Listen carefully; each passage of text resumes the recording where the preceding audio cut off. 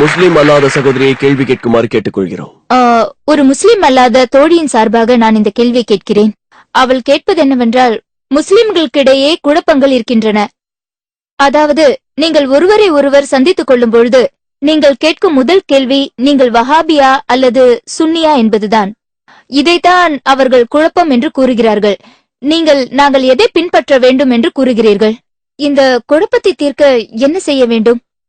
முஸ்லிம் அல்லாத சகோதரி இந்த கேள்வியை கேட்டிருக்கிறார். முஸ்லிம்களிடையே குழப்பங்கள் இருக்கிறது. நீங்கள் சந்திக்கும் போது நீங்கள் வஹாபியா, நீங்கள் ஹனஃபியா, ஷாஃபியா, இல்லை மாலிகியா, இத்தனை குழப்பங்களுக்கு உங்கள் பதில் என்ன என்று கேட்கிறார். முஸ்லிம் அல்லாத சகோதரியின் கருத்தை நான் ஏற்றுக்கொள்கிறேன். துரதிருஷ்டவசமாக அநேக முஸ்லிம்கள் அநேக பெயர்களால் அழைக்கப்படுகிறார்கள். ஆனால் நான் இந்துக்கள் வேதங்களை படிக்க வேண்டும் என்று சொல்வதைப் போல நான் முஸ்லிம்களை குரான் படிக்க சொல்வேன்.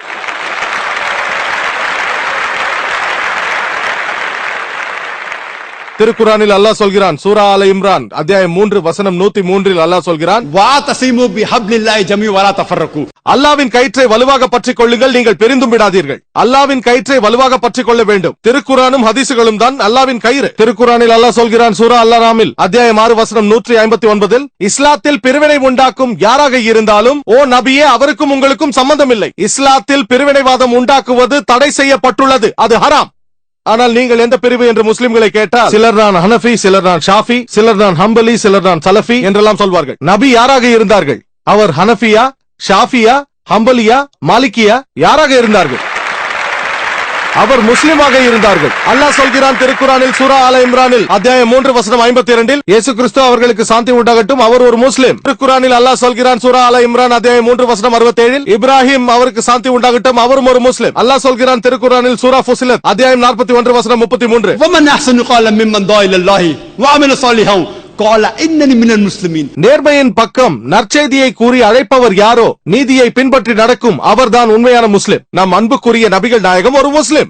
நாம் முஸ்லிமாக அழைக்கப்பட வேண்டும் என்று அல்லாஹ் சொல்கிறான். முஸ்லிமை விட சிறந்த பெயர் இருக்க முடியாது. இந்த 4 பெரிய இமாம்களும், இமாம் அபு ஹனீஃபா, இமாம் ஷாஃபி, இமாம் அஹமது இப்னு ஹம்பல், இமாம் மாலிக், அனைவருக்கும் சாந்தி உண்டாகட்டும். மாபெரும் அறிஞர்கள், என் அன்பிற்கும் மரியாதைக்கும் பாத்திரமானவர்கள், மாபெரும் அறிஞர்கள்.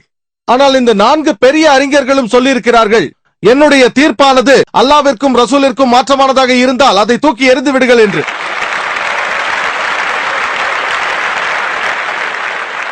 நீங்கள் ஆராய்ந்து பார்த்தால் வந்த எல்லா இமாம்களும் பிரிவினையை உண்டாக்கவில்லை. அதற்கு மாறாக அவர்கள் மக்களை குரானையும் சஹீஹான ஹதீஸையும் பின்பற்ற சொன்னார்கள். ஆனால் நம்மிடையே நிறைய பேர் முஸ்லிம்கள் 73 பிரிவாக பிரிவார்கள் என்று ஹதீஸில் நபிகள் நாயகம் அவர்கள் சொன்னதாக சொல்கிறார்கள். சூனன் திர்மிதி ஹதீஸ் எண் 171 73 பிரிவாக பிரிவார்கள் என்று சொன்னார்கள். பிரிய வேண்டும் என்று சொல்லவில்லை. அல்லாவே சொன்னாலும் நாம் பிரிவினை ஏற்படுத்துவோம் என்று நபிகளுக்கு தெரியும். குழப்பத்திலிருந்து வெளிவர சிறந்த வழி அல்லாஹ்வையும் ரசூலையும் பின்பற்றுவது. முஸ்லிம் என்று அழைத்துக் கொள்வது நமக்கான சிறந்த அடையாளம். எந்த சிறந்த அறிஞராக இருந்தாலும், உலகத்திலேயே சிறந்தவராக இருந்தாலும் அவரிடத்தில் ஆதாரத்தை கேளுங்கள். உண்மையானவராக இருந்தால் ஆதாரத்தை கொடுங்கள், நேர்மையானவராக இருந்தால் ஆதாரத்தை கொடுங்கள். அறிஞர் சொல்வது குழப்பமாக இருந்தால் ஆதாரத்தை கேளுங்கள், ஆதாரம் பெற்று சோதித்து பாருங்கள். ஆகவேதான் நான் மேற்கோள்கள் காட்டுகிறேன். ஆகவே நான் சொல்வது, அதாவது ஜாக்கிர் சொல்வது இஸ்லாத்தை பொறுத்தவரையில் 0 ஒன்றுமே இல்லை. அதனால் தான் நான் ஜாக்கிர் சொல்லவில்லை, அல்லாஹ் சொல்கிறான் என்கிறேன். குல் ஹு அல்லாஹு அஹத், சொல்லுங்கள் அல்லாஹ் ஒருவனே. ஜாக்கிர் சொன்னால் 0, இஸ்லாத்தை பொறுத்தவரையில் ஒன்றுமே இல்லை. அல்லாஹ் சொன்னால் முக்கியத்துவம் இருக்கிறது, நபிகள் அவர்கள் சொன்னால் முக்கியத்துவம் இருக்கிறது. ஆகவே சகோதரி, முஸ்லிம்களுக்குள் பிரிவினை கூடாது. நாம் அனைவரும் முஸ்லிம்கள் தான். நாம் திருக்குரானையும் சஹீஹான ஹதீஸையும் பின்பற்ற வேண்டும். பிரிவினை ஏற்படுத்துபவர்கள் குரானிற்கு எதிரானவர்கள்.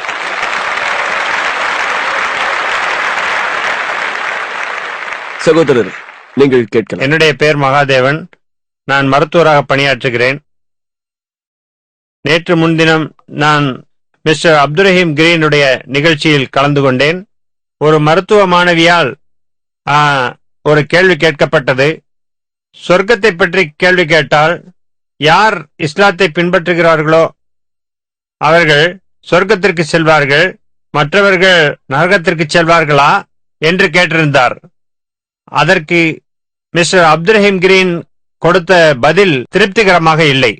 தயவு செய்து அதை விளக்கி கூற முடியுமா? நன்றி.